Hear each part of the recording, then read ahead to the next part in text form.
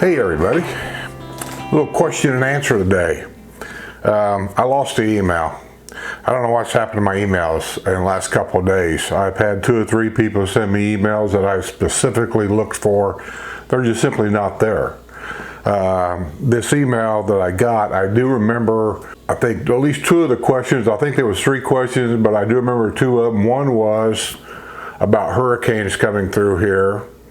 If there was much damage, if they did come through here, or what's the threat of the hurricanes. The other one was, is there any major flooding that happens here because of the hurricanes?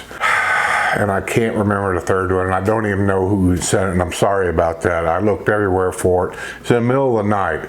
It's been a long day.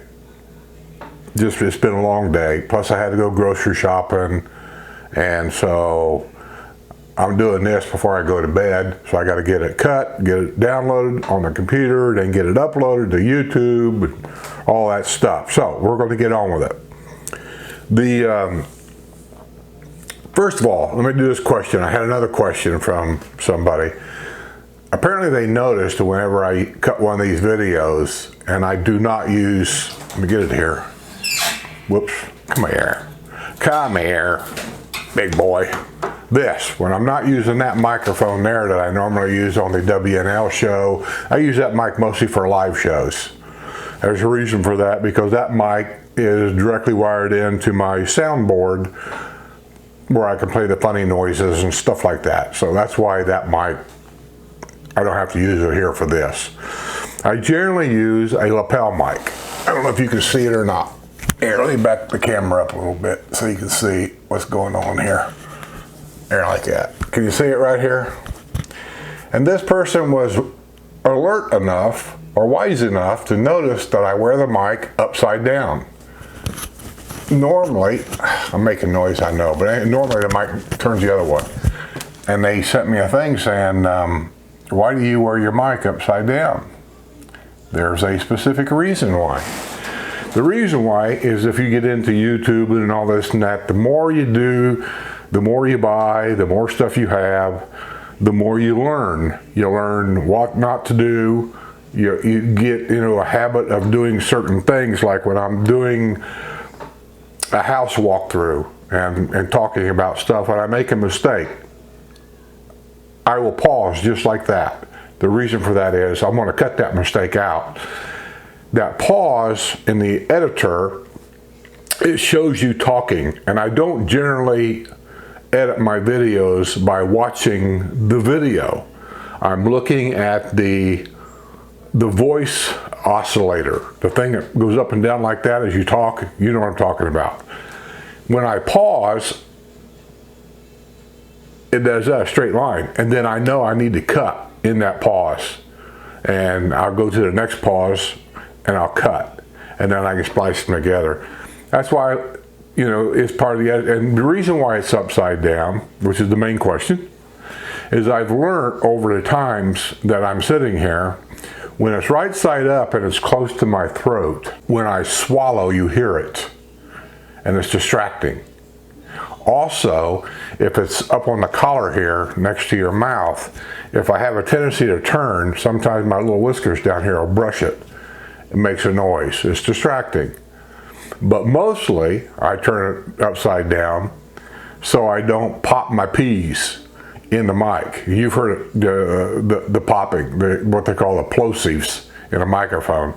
But it's upside down, it hears me just fine, but I don't pop my peas or anything, and I don't brush on it and everything. So that's why I wear it upside down. I learned that with a friend of mine, and he told me about that, and I never really gave it a thought. And I tried it once, and it worked, and so I've been doing it ever since. The question about the hurricane, whoever he was, and I apologize again because I've lost that email. I don't know where it's at, and I'm just too tired to just keep looking for it. I stayed here during Hurricane Irma.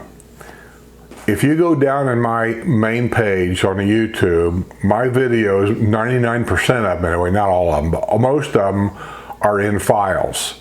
So the question was about the hurricanes. Well, I stayed here during Hurricane Irma. Hurricane Irma We watched the tracking. It was always expected to hit Florida from the very beginning, but nobody really knew where, the east side of Florida, the west side of Florida. And we knew, though, if it came into the Gulf side, which is where the warm water is, it would pick up more activity. It would get stronger. And we were all hoping that it would hit on the East Coast where the water's colder and go up the East Coast and it'd probably weaken. Well, it didn't. That's where I first heard the term, the hurricane wobble. I was watching it, and I think it was 2017 that Hurricane Irma hit. And so we had lived here in the late part of 2014, so it'll be 15, 16, a little over 2 years probably. And that was our first hurricane. Now, I've been down here on vacation many times when hurricanes came through. One hurricane that came through was extremely bad, and we got out of town, and we almost didn't make it, seriously. That's the whole story in itself, but we got out of here, and I ended up spending the rest of my vacation in Nashville, Tennessee. So anyway, the concerns. It was a Category 4 when it was in the Gulf, and it wobbled. It was always expected to go halfway between the panhandle of Florida and Tampa, which is far enough north where I'm at to where we didn't have to worry about it. Well, then it wobbled, and then last minute update. It was zeroing in on Tampa, and it was expecting to come inland, and the eye of the hurricane was expected to go straight through the villages, Florida, and it did. Which means the eye of the hurricane, or the outer walls of the eye of the hurricane, is where the strongest winds are. So we got torrential rain, as expected, right? Well, I stayed here. A lot of people didn't. They got in their cars and they went up to wherever and got a hotel room somewhere, and they sat up there for a couple of days. Well, they all knew I was going to stay here. So everybody was sending me text messages on my phone, wanting me to go by, and if I would you take a picture of my house and send it to me? I'd like to see what everything looks like. So what I was doing was driving around the neighborhood with my phone mostly, and I was just taking pictures of everybody's house, a video, and I was posting it on my YouTube channel, and then I'd send everybody a link, and then I would tell them, pass this link on to your friends. I didn't make it public, and I don't think I've ever made it public, but I told them, pass it on, and you can see what everything looks like. And in a couple of situations, there were pictures that I did take, and I sent it to them privately, just to let them know what I did. I put their lanai furniture in the garage. I had their garage codes because I didn't know if they'd stay in a lanai with the winds. And barbecues that people left on the back porch, never thought about. I rolled them all the way around the house and put the barbecue pits and things in their garage. And I took pictures of it and then sent it to them, let them know that I put everything in their garage. Just things like that. Well, I stayed here because I wanted to experience what a Category 4 hurricane did between Tampa and here, and seeing as how the eye was coming here, I figured that was going to be the best I'd ever see it. Because these houses I've always thought were quality built, and most of the homes in Florida, new homes anyway, are being built by hurricane standards, which I don't know what all that is, but I wanted to see exactly how my home would perform, and I don't have the most expensive home here. But I wanted to check things like water blowing in the doors, the front door, the water blowing in the sliding door, because as you know, my lanai is slider glass door closed. I called them, and they said that my glass doors were guaranteed up to 90-mile-an-hour winds. This hurricane was predicted to come here with sustained 90-mile-an-hour winds. That was kind of on the border for me, so I just took the time. I just took all the doors off, took them in our extra bedroom over here, and I just stacked them in there. I just didn't want to take a chance of them breaking or anything. I knew water would get blown in, but I'd rather have that than have my doors broke. So it gave me a chance to also test my sliding doors back here and all the windows in the house. You never know really how airtight they are, watertight they are, until something like this comes along, and this came along. So one of the things that I did, nobody told me to do anything, I was just using my common sense, is all the lights that we have out in the flower beds and around the trees and things are solar lights. So I went out and I got all of them and I shut them off. I brought them in the house and I set them in the kitchen sink, expecting the electricity here to go out. I figured at the very least we're going to lose electricity. I figured these solar lights would be temporary lights that I could use at least for a while until the lights came back on, which who knows how long that could be. I don't know. And then a neighbor that used to live in New Orleans, which actually lived through Katrina, Hurricane Katrina, he called me up and he says, fill your tub up with water. I said, for what? He said, you can always use that water if you have to for drinking water, which we would never do. Sue has cases of water. She's funny about water. She's not going to drink spigot water. I'm telling you, my wife will not drink water out of a tap. I have to live with this. I suck water out of a garden hose. I don't care. But anyway, we did. We filled his tub up with water, and then after I got to thinking about it, I don't think I had to do that because our water pressure comes from towers, I'm pretty sure. So we always have water pressure as long as there's water in the tower. So anyway, I did, and we never used it. So we just did what we did while the wind started. So then I started going outside, walking around, looking at things, and then the wind got stronger, and then it started to rain. And so I would go outside. I had my rain gear on and lights, and I had my waterproof GoPro 5 at the time. I'd go outside and I'd video stuff with this high-powered light and stuff. And I was basically watching my house. I wasn't going around the whole. It was at night. It was dark, and so I was doing all that. And then the next day, at the peak of the hurricane, he was here. Of course, there was trash in the road. When I say trash, palm tree, they call them fronds or prawns, I forget. The big leaves of a palm tree. There was a few of them in the street. And that's about it, really. You'd see a piece of shingle here and there on my road. And lo and behold, some of them shingles were mine. But the house never leaked. I got up in the attic and I checked because they got this thick rubbery thing underneath the shingles that covers the whole house. And so we never got wet or anything. Just a few shingles came off. Actually, I think I had like maybe 6 shingles that actually broke off. But there was about 20 total that bent up with the winds. And when they bend up, they crease. So once they crease, I'm not saying the shingle's bad, but I went and got 2 new bundles and I just went in and tore them off and put brand new ones on and just be done with it. Water is standing in our roads here south of 466A. Never had any water. It all drained good.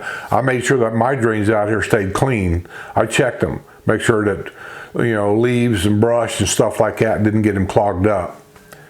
And I got in a golf cart once and drove around. Didn't see anything going on. Next day in the car, I drove around, stopped at a few houses and checked things. Everything looked fine, other than the shingles. There was a few shingles missing here and there. But other than that, no damage, we never lost electricity. I full well expected we would. We never lost electricity. We never suffered any water problems here in District 10 anyway, south of 466A, 244. I can't speak for Finney because at that time Finney wasn't built, I don't think. They were working on it, but I don't think it was all built. But the flooding we had, yes. And in my area, the way it works is we have a lot of retention ponds and then we have a lot of preserve areas. The water drains off our street into all that area. Retention ponds and preserve areas. The water goes away. Now, once those retention ponds, or the preserve for that matter, if they fill up, and they did, and the water should overflow the banks, and they did, It's designed here that the low-lying area, even though you may not be able to tell, is golf courses. So the water runs off of those areas and floods the golf courses, keeping our homes and our streets safe. And it worked perfectly here. I drove around.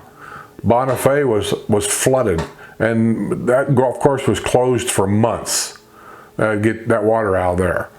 Evans Prairie, there was 1 or 2 of the 9-hole areas over there that was closed for months, waiting for it to dry up so I could clean it up. I think Sweet Bay and or Sweet Gum, I mean, and a couple of them over there, maybe Palmetto too, they were flooded and closed for months to get them reopened.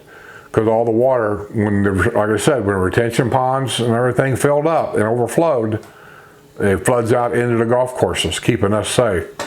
If you ever go to Finney, notice when you stand down at the recreational center at Finney, just stand there and look around you. Everything's above you. And there's a creek, or whatever you want to call it, that runs through that area right there where the Finney Recreation Center's at. And that's the flood area. So if they have enough rain down there where it floods all the retention ponds, all that water in that area is going to go down into the recreational area and then out that river right there.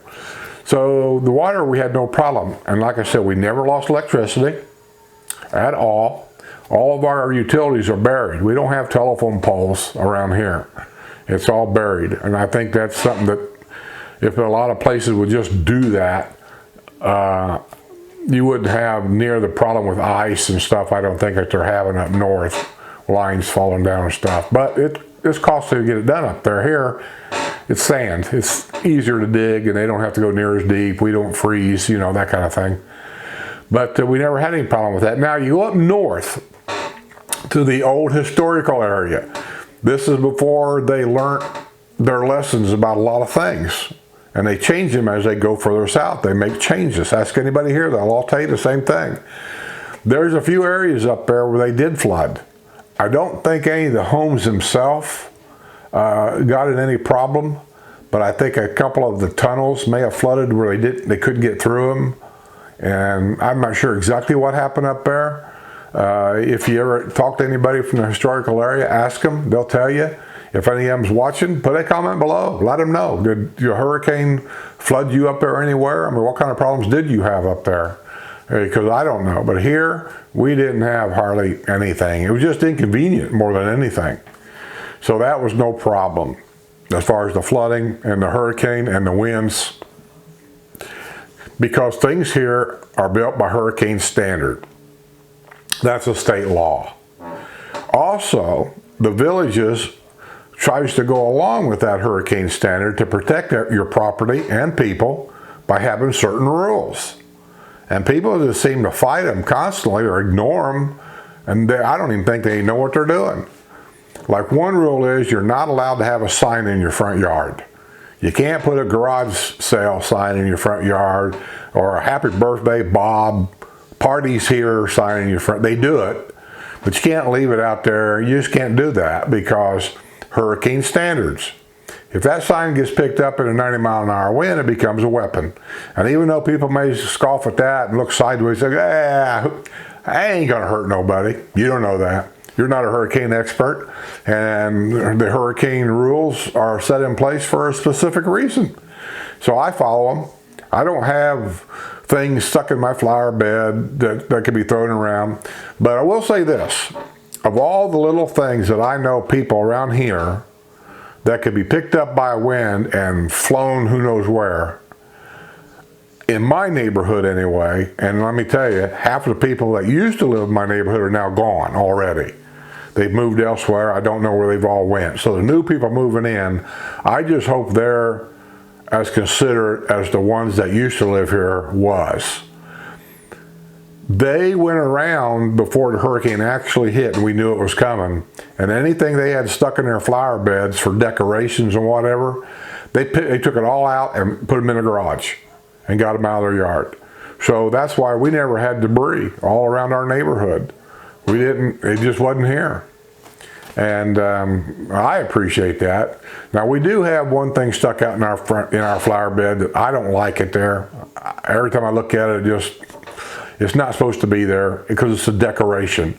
But Sue likes it. I don't say anything, but I guarantee you, when I knew that hurricane was coming, that little thing she has stuck in the flower bed out there, it ain't much. What it is, a little rod that goes in the ground. It's a little L-shaped rod. From this L shape, there's a little kind of flag that hangs down, and she changes the flags during the season. Like right now, I think there's a Thanksgiving thing maybe on there. Then she'll change it to where it says Merry Christmas on there. Then she'll change it to where it says Welcome on. Listen, I don't care. That stuff don't bother me, but when a hurricane's coming, that ended up getting tossed in the garage because it could be a weapon, and I don't want to be accused of it. So that's the only thing I can think of. The only other thing I would say is if you're going to have a satellite dish, and we have rules here about that too. I know one of the rules is the satellite dish cannot be affixed to your roof. Not in my district. I can't speak for all districts. There's a reason for that, and that's a hurricane standard thing once again. Second thing is, I don't recommend that at all anyway. You just don't want to do that. But most people I know that's got satellite dish is that they put a little pole in the ground in a flower bed or something like that, and then they mount that satellite dish on that pole, so pick up a signal and stuff. And even though it's all closer to the ground and everything, the signals seem to be fine. That seems to be working. I think the reason why a lot of people like to put them up on the roof because they just don't even want to look at it. And being down in a flower bed, it looks kind of maybe ugly. I don't know. But don't put it on your roof because, or you can put it on your roof. I'll put it that way. Make a phone call. Can I put this on my roof? If you can, if you want to, go ahead. Yeah, but if you can't, don't do it. Somebody's going to call in and they're going to knock on your door. That's all I'm saying. And I don't recommend it anyway because I don't care what you put on your roof. You bolt it on that roof. It's just a matter of time. That roof is going to get wet from a bolt hole. I don't care what kind of sealer they put on it. Eventually it's going to fail and you're going to have a roof rot. You are. That's just the way it is. So I don't recommend it. But anyway, I hope I'd answered some of your questions about the hurricane, the flooding. We just didn't have any here. None of it. I was shocked. But also the power of a storm. That's the reason why we chose to be in the center of the state. And everybody wants to live on the beach, right? Everybody does. You got some very, very expensive stuff on the beach. Price of property is excruciating high. Even condos used to be, I don't know what they are now, but when I checked on them, they were excruciating high with a lot of fees attached to it. Insurance was high. I think at the time I looked on the area, you're required to have a minimum amount of like hurricane insurance that was high. Maybe a flood insurance. I don't even remember all, but you had to have this insurance. And I didn't want to pay all that, so we chose inland because that was a hurricane category 4 when it hit Tampa. By the time it got to the villages, depending on what news channel you watched, it was either a very high 1, because it had the 90 mile an hour sustained winds is what it was supposed to have. Whether it actually did that or not, I don't know. Or it was a very low 2. So from there to here, half of its power disappeared in a matter of an hour. That's why we chose to be inland. So I wouldn't worry about hurricanes all that much. I'd be more worried about sinkholes. Seriously, that's me. The problem with hurricanes around here is this. They spin off a lot of tornadoes. That'll be the one that'll get you. It won't be the hurricane. It'll be the tornado. They don't lose power when they come to your house. Well, that being said, I want to get this thing cut so I can get out of here and go to bed. Hope you're all having a great day. I'll see you all on the other side.